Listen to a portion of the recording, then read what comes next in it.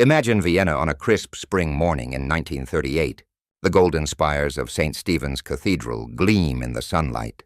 The air carries the faint sweetness of blooming lilacs, and the cobblestone streets buzz with anticipation. On March 12th, German tanks roll across the Austrian border, met by crowds waving swastika flags and tossing flowers in celebration. This is the Anschluss, the annexation of Austria into Nazi Germany, a moment of triumph for some and terror for others. Jewish families hurriedly pack their belongings, leftist intellectuals burn incriminating papers, and ordinary Viennese join the festivities, caught up in the promise of a bold new era. Among the throng stands a tall, broad-shouldered man in his late 20s, his piercing blue eyes fixed on the procession. His name is Amon Goeth, an unremarkable Austrian on the cusp of a descent into one of history's darkest chapters. Within years, he'll earn the moniker Butcher of Płaszów, a Nazi commandant infamous for his brutality and the deaths of thousands during the Holocaust. His story isn't merely a biography. It's a chilling exploration of how an ordinary man can become a monster when granted absolute power. The Holocaust, one of humanity's bleakest episodes, saw the systematic murder of 6 million Jews and millions more labeled undesirable by the Nazi regime. At its core were individuals like Goeth, not faceless cogs, but people who chose to enact the regime's horrors. Understanding his life means grappling with how such evil takes root and what it reveals about human nature. So welcome to a deep dive into one of the Third Reich's most notorious figures. I'm your guide, a historian who spent decades unraveling this grim period.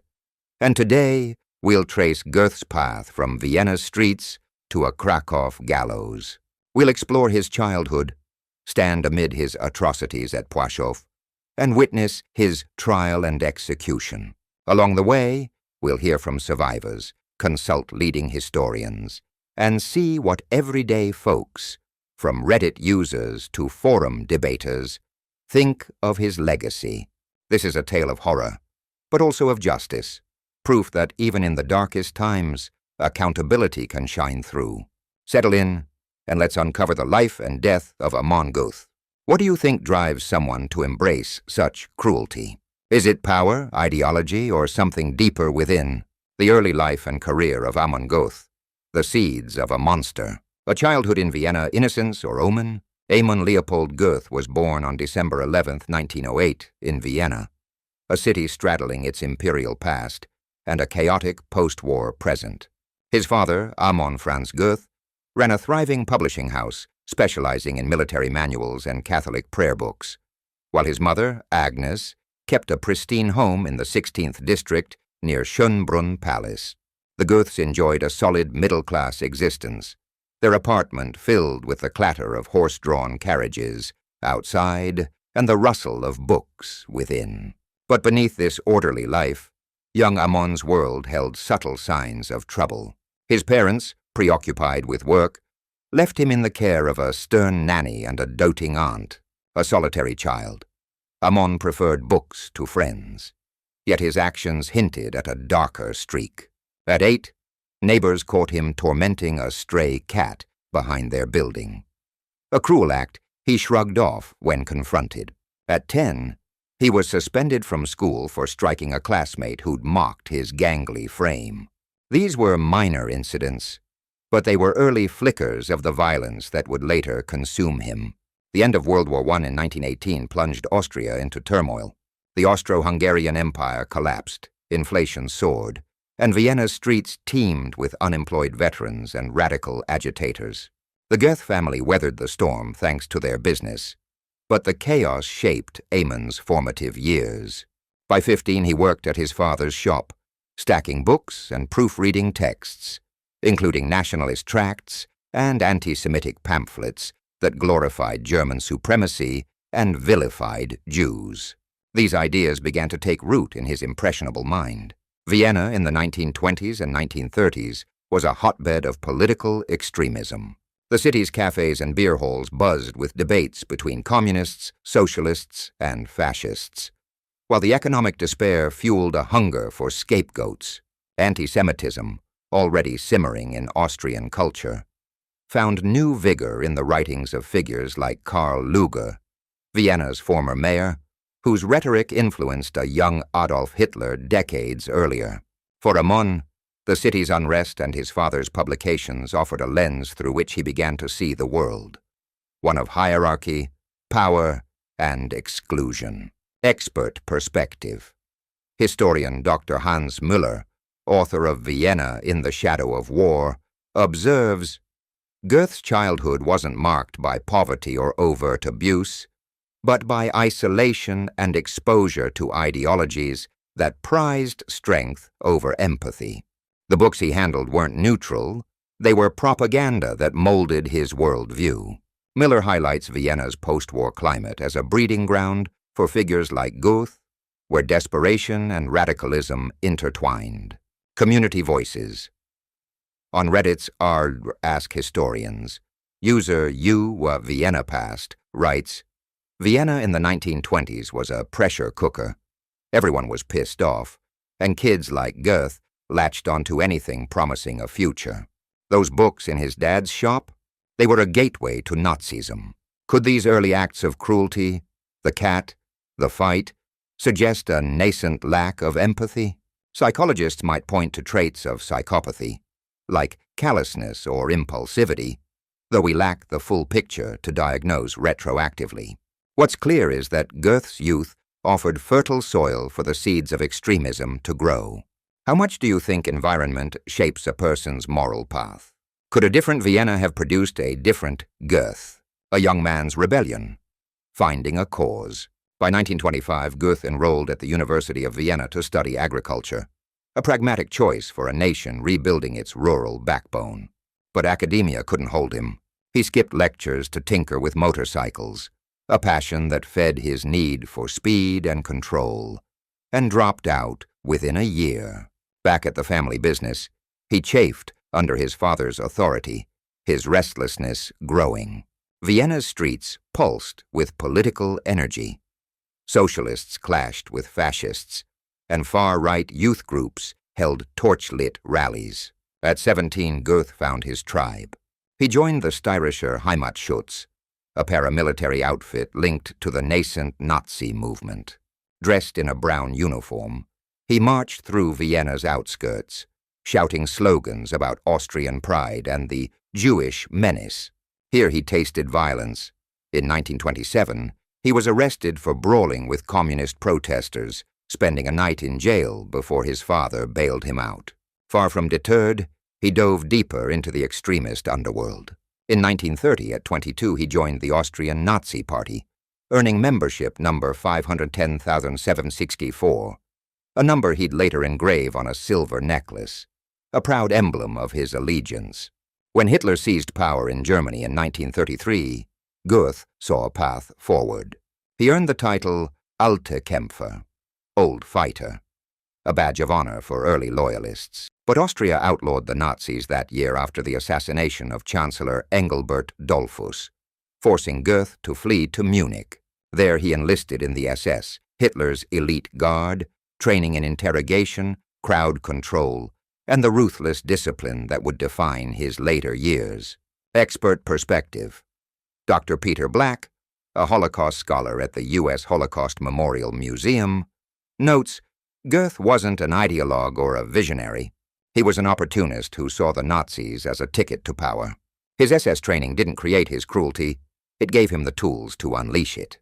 Community voices. In a History Channel forum thread, Nazi recruits, idealists, or thugs, user HistoryBuff88 argues, Goeth was a thug, plain and simple. He didn't care about Hitler's grand plans. He wanted the perks. Munich was where he learned to wield power. The SS, founded in 1925 as Hitler's personal bodyguard, evolved into a sprawling organization by the 1930s, overseeing everything from propaganda to concentration camps. For men like Goeth, it offered structure, status, and a license to dominate. a perfect fit for his restless ambition. The Anschluss and the SS, power takes root. March 12, 1938 was a defining moment. As German tanks entered Vienna, Goeth, now 29, stood among the cheering crowds, an SS officer in full regalia. The Anschluss was more than a political coup. It was personal vindication. Returning to Vienna, he was tasked with confiscating Jewish businesses and homes, a job he tackled with cold efficiency. SS reports describe him as a towering figure with a steely gaze, unflinching in his duties. That year he married Anna Geiger, a motorcycle enthusiast he'd met at a race. Their SS wedding was a sterile affair, complete with blood tests to prove Aryan purity. They settled in Vienna, where Anna bore 3 children. Peter in 1939, who died of diphtheria in 1940, Ingebrigit in 1941, and Werner in 1943. Goeth was a detached father, more invested in his career than his family. Survivors later revealed his affair with Ruth Calder during his Płaszów tenure, a sign of personal chaos mirroring his public brutality. When World War II broke out in 1939, Goeth was sent to Poland as part of Operation Reinhard, the Nazi plan to exterminate Europe's Jews. His early roles included guarding ghettos and overseeing deportations. But in 1942, at 34, he received the order that would cement his infamy, to build and command the Płaszów concentration camp near Kraków. Armed with a rifle, a whip, and absolute authority, Amon Goeth was poised to unleash hell. Expert perspective. Dr. Emily Thompson, author of SS Commanders, Profiles in Cruelty, says Goeth's ascent wasn't due to genius or charisma. He was an opportunist who thrived in a system that rewarded brutality. The SS gave him the stage. He wrote the script. Imagine a boy who once played in Vienna's parks, now standing over a mass grave, pistol in hand. How does such a transformation happen? Let's step into Płaszów to find out. Crimes at Płaszów, the reign of the butcher. Constructing Płaszów, a kingdom of fear. In February 1942, Amon Goeth arrived in Kraków with a directive from Heinrich Himmler. Transform a barren plot 10 kilometers south of the city into a forced labor camp. Płaszów was strategically chosen near Krakow's Jewish ghetto and quarries, ripe for exploitation. Flanked by 2 Jewish cemeteries, the site was a desolate expanse of mud and thorns. Goeth ordered prisoners to rip up tombstones with their bare hands, using the shards to pave roads and build barracks. The construction was brutal. Prisoners toiled in freezing conditions without proper tools or clothing, many dying from exhaustion or killed for failing Goeth's relentless standards. By December 1942, Płaszów opened, designed for 2,000 inmates but soon swelling far beyond. Goeth's first act as commandant was a speech that froze the blood of every prisoner. Standing on a crate, his voice thundering across the muddy yard, he declared, "I am your God now. Your lives are mine to take or spare." Survivors recall his towering silhouette against the gray sky, his leather coat flapping in the wind, a figure of pure dread. By 1944, Płaszów had become a concentration camp, cramming over 20,000 Jews, Poles, and Roma into wooden barracks riddled with lice and disease. Survivor testimony, Helen Jonas Rosenzweig, forced to serve as Goeth's maid, recalls, "He loved the power. He'd decide your fate with a glance, life or death, like flipping a coin." Expert perspective. Dr. Christopher Browning, author of Ordinary Men, notes, Płaszów wasn't just a camp. It was Goeth's personal kingdom. He shaped it to indulge his sadism, not merely to fulfill Nazi quotas.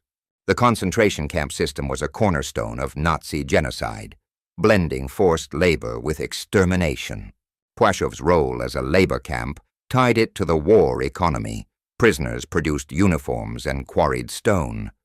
But under Goeth, it became a theater of terror far beyond its utilitarian purpose. A day in the life, terror without end. Life at Płaszów was a daily gamble with death, and Goeth held the cards. Prisoners woke at 5 a.m. to a piercing whistle, stumbling into the frigid dawn for roll call. Those too weak to stand were beaten or shot on the spot. Work followed. 12-14 hours breaking rocks in the quarry or sewing uniforms in workshops, with quotas set impossibly high. Rations were a thin gruel of potato peels and sawdust, perhaps a moldy crust of bread. 600 calories at best. A starvation diet designed to kill slowly. Typhus and dysentery swept through the barracks, claiming lives almost as fast as Goeth's whims. Goeth patrolled with his 2 German shepherds, Rolf and Ralph, trained to tear flesh at a whistle.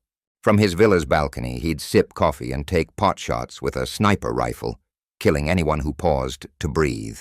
Survivor Helen Jonas said, "You never knew when he'd strike. One minute he'd laugh. The next he'd shoot someone dead." His cruelty was unpredictable and personal. In one infamous incident, he caught a teenage girl, Miriam, hiding a potato to feed her dying mother. Goeth dragged her to the camp kitchen, ordered a cauldron of water boiled, and had her thrown in alive as prisoners were forced to watch. The screams lingered for hours. A sound survivor, Mitek Pemper, described as a wound that never heals. Survivor testimony. Jacob D., a prisoner, recalled Goeth's selections. He'd line us up and pick who lived or died based on his mood. You to the left meant death. You to the right, another day of hell. It was a game to him. Goeth's behavior suggests a blend of narcissism and sadism, a grandiose sense of self paired with delight in others' suffering. Experts might speculate on psychopathy, noting his lack of empathy and thrill-seeking nature, though the Nazi system amplified these traits into something monstrous. Community voices. On Reddit's Rachan History, user U Survivor Stories writes, "My great-uncle was at Płaszów. He said Goeth didn't just kill, he relished it, like a kid torturing bugs. Unlike Rudolf Höss, Auschwitz's methodical commandant, or Franz Stangl, Treblinka's detached overseer, Goeth's hands-on brutality set him apart. Höss followed orders with cold efficiency. Goeth killed for pleasure." What does this tell us about the spectrum of evil within the SS? The Lord of Płaszów, luxury amid misery. While prisoners starved, Goeth lived in grotesque opulence. His villa, perched above the camp, was a shrine to plunder. Persian rugs, crystal chandeliers, and paintings stolen from Jewish homes.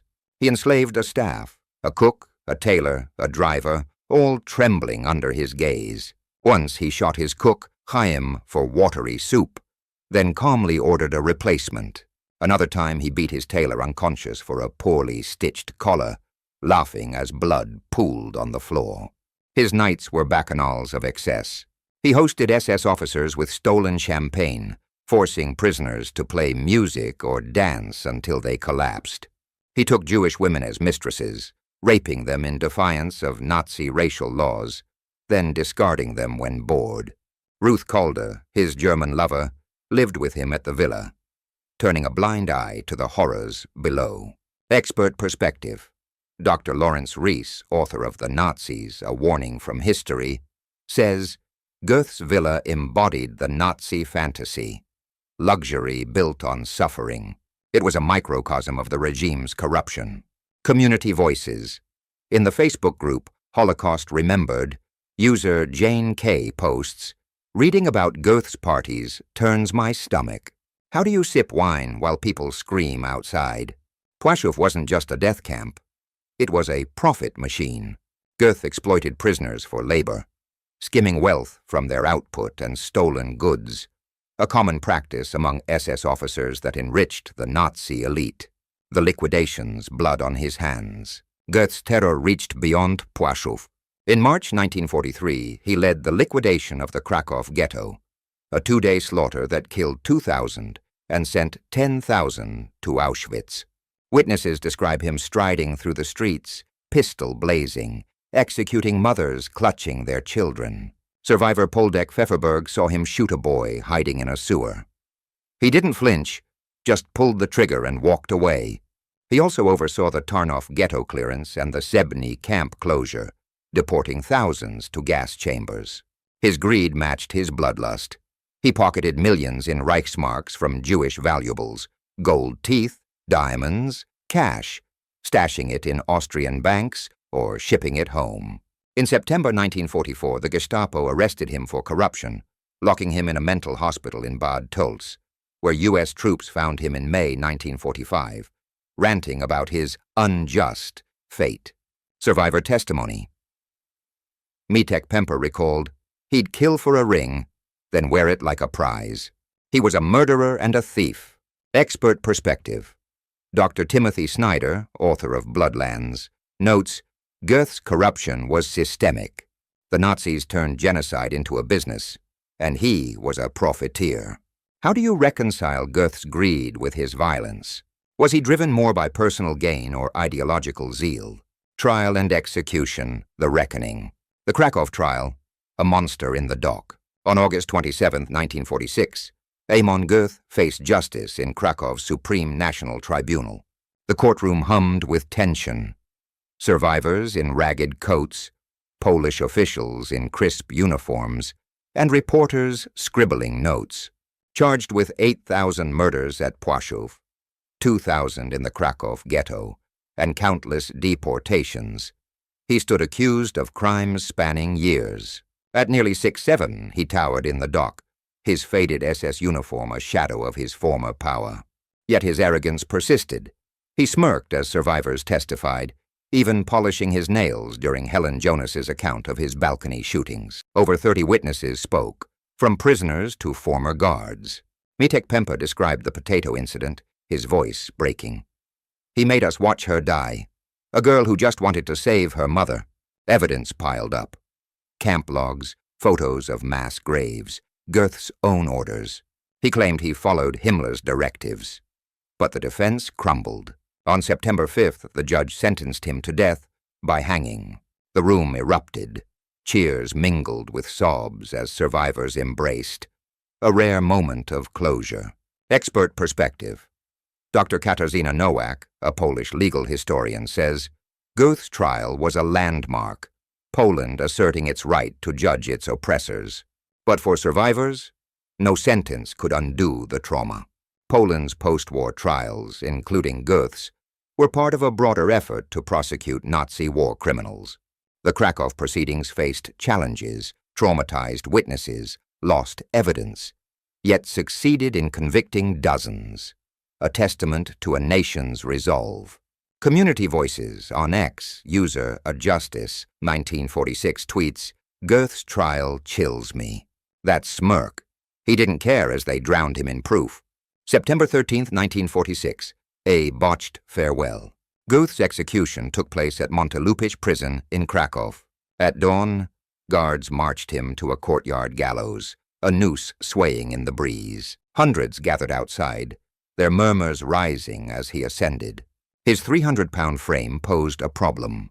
The rope, miscalculated, stretched on the first drop, leaving him dangling but alive. The crowd gasped as executioners fumbled. A second attempt failed, his legs kicking weakly. On the third try, after 20 agonizing minutes, the rope held, and he went still. His last words, spat defiantly, were Heil Hitler, a final salute to a dead cause. His body was cremated, ashes dumped into the Vistula River, erasing any trace of his grave. Survivor testimony. An anonymous witness said, I watched him swing. It wasn't enough, but it was something. A monster gone. Expert perspective. Dr. Michael Berenbaum, Holocaust scholar, reflects, the botched execution was fitting, chaotic and humiliating, like Goeth's life. It mirrored the clumsy justice chasing his precise cruelty. The execution's messiness sparked debate. Some saw it as incompetence, others as poetic justice. How do you view it? Was Goeth's death a true reckoning, or too little, too late for his victims? Legacy and impact. A name, etched in infamy. Family and fallout. Living with the shadow. Goeth's body was dissected at Kraków Medical University. a final indignity for a man who once ruled like a deity. His wife, Anna, and children fled to Germany, shunned by neighbors who knew their name. Ingebrigtsen, interviewed in 2002, said, "I carry his sins every day, though I never chose them." Ruth Calder, his mistress, took her own life in 1983, unable to escape the guilt. Community voices. On Reddit's R History, user U_Shadow_Legacy writes, "Goeth's kids didn't pick their dad, but they're stuck with his ghost. Evil's ripple effect is brutal. Some Płaszów survivors, like Mitek Pemper, rebuilt lives post-war, aiding trials and educating others. Their strength contrasts starkly with Goeth's family's collapse, a testament to human endurance." Goeth in memory. From History to Hollywood. Goeth's infamy soared with Schindler's List, 1993, where Ralph Fiennes portrayed him as a cold, erratic killer. The film's balcony scenes, though dramatized, captured his essence, though historians note exaggerations. Beyond Spielberg's lens, Goeth appears in documentaries like The Nazi Officer's Wife and books like The Płaszów Camp, A History. His villa, now a private home, and Płaszów's ruins draw pilgrims seeking to understand the Holocaust's horrors. Expert perspective. Dr. Deborah Lipstadt, Holocaust historian, says, "The movie made Goeth an icon, but the real man was worse, more erratic, more human in his flaws." Community voices. On a YouTube comment under a Płaszów documentary, user John D. writes, "Fiennes got Goeth's vibe, but survivor accounts hit harder. Scholars differ on Goeth. Was he a sadistic anomaly or a typical SS product? Recent finds, like hidden camp records, bolster the latter, showing how the system enabled his excess. A warning for tomorrow. Goeth's story lives in museums like Yad Vashem and Auschwitz-Birkenau, a stark reminder of moral failure. His life raises thorny questions. Was he an outlier, or does his cruelty lurk in us all? Hannah Arendt's Banality of Evil. The idea that ordinary people commit atrocities under orders fits Goeth's obedience, yet his zeal suggests a darker drive. His legacy urges vigilance against hatred and authoritarianism. Expert perspective. Dr. Timothy Snyder concludes, Goeth wasn't a freak. He was a symptom. Remembering him keeps us alert. Support Holocaust education. Visit a memorial, read a survivor's story. Share this history. How will you keep these lessons alive? From a Vienna boy to forgotten ashes, Goeth's arc is a mirror. What would we do with such power? Let's reflect as we close. Conclusion. Justice's last word. Amon Goeth's journey began in Vienna's quiet corners and ended on a Kraków scaffold. A fall from obscurity to infamy. His execution was a victory for justice, proof that evil can face reckoning. As we leave his story, let's honor the victims by amplifying their voices, ensuring they outlast the men who sought to silence them. The Holocaust isn't just history, it's a warning about the fragility of morality and the need to stand against hate. Let's heed it. Thanks for joining this deep dive into history. If Goeth's tale gripped you, subscribe, and hit the bell for more. This is History Unraveled signing off. See you next time.